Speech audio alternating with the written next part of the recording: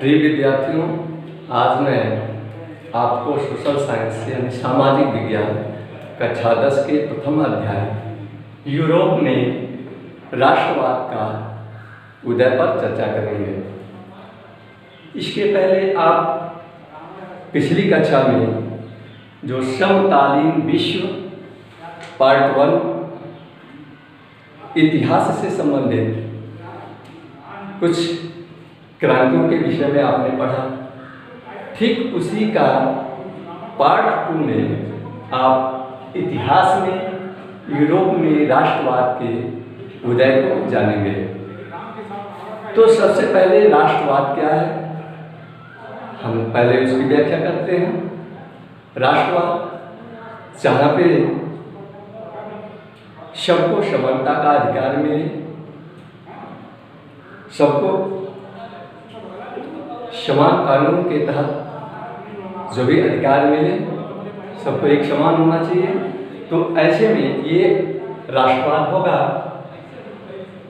ठीक यूरोप में मान लीजिए ये यूरोप है, यूरोप में एक छोटे छोटे कई राज्य हैं, जिनमें से एक फ्रांस जो मध्य में दिखाई दे रहा है आपको, वो फ्रांस जो है सबसे पहले राष्ट्रवाद का जो विचार है सबसे पहले फ्रांसीसियों के मन में आया। सन 1848 में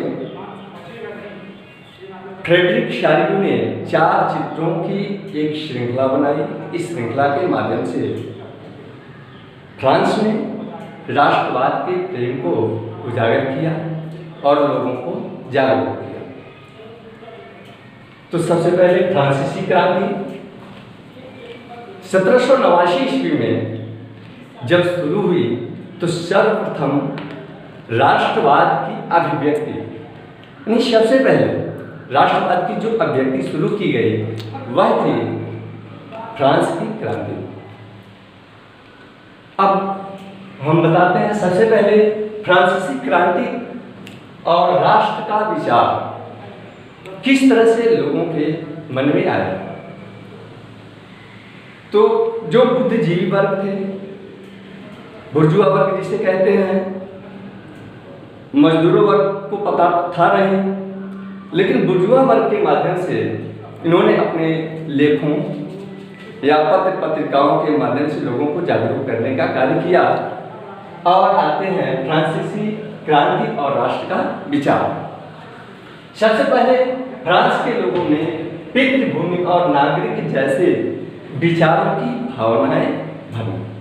जैसे आम नागरिकों के बीच में अगर जैसे मान लीजिए किसी की पितृभूमि हो जहाँ जिसने जन्म लिया है, क्या उसको कोई छोड़ना चाहेगा? तो उसके प्रति प्रेम उमड़ता है। ठीक उसी तरह से फ्रांसीसियों के अंदर यहाँ पितृभूमि और नागरिक जैसे विचारों की भावनाएं उनके अंदर जागृत हुई। नए झंडे का चुनाव हुआ। जब परिस्थितियां चेंज हुई तो वहां के नागरिकों ने अपने नए झंडे का चुनाव कर लिया। नंबर 3, स्टेट्स जनरल का सक्रिय नागरिकों द्वारा चुनाव, जिसका नाम असेंबली रखा। क्योंकि इसके पहले यूरोप में या फ्रांस में सम्राटों का शासन था, जिसकी निरंकुशता की वजह से सभी त्रस्त आ चुके थे। इन्होंने क्रांतियां शुरू की और जहाँ पे जनसभाएं होती थी सम्राट के द्वारा, उसका नाम पहले स्टेट जनरल था।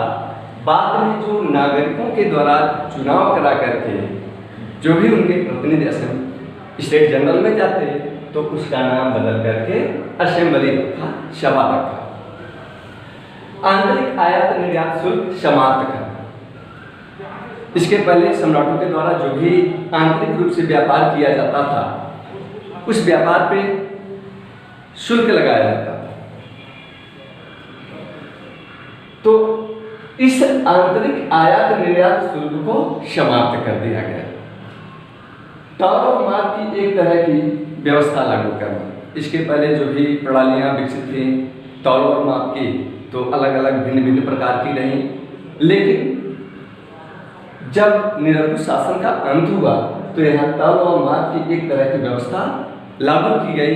तो लोगों के विचार मन में ये सारे विचार आए कि एक तरह से व्यवस्था होनी चाहिए, समान कानून होना चाहिए, क्षेत्रीय बोलियों के स्थान पर फ्रेंच भाषा ही राष्ट्रभाषा के रूप में स्थापित करना। तो क्षेत्रीय बोलियां जो आम बोलचाल में प्रयोग करते हैं, भाषा में प्रयोग करते हैं, तो उसको समाप्त करके यानी उसकी जगह राष्ट्रभाषा के रूप में फ्रेंच को अपनाया गया। तो इस तरह से बुद्धिजीवी वर्ग के माध्यम से आम जनता में ये सारे विचार आए और लोग जागरूक हुए। इस तरह से इस क्रांति के विचारों का मुख्य उद्देश्य क्या था?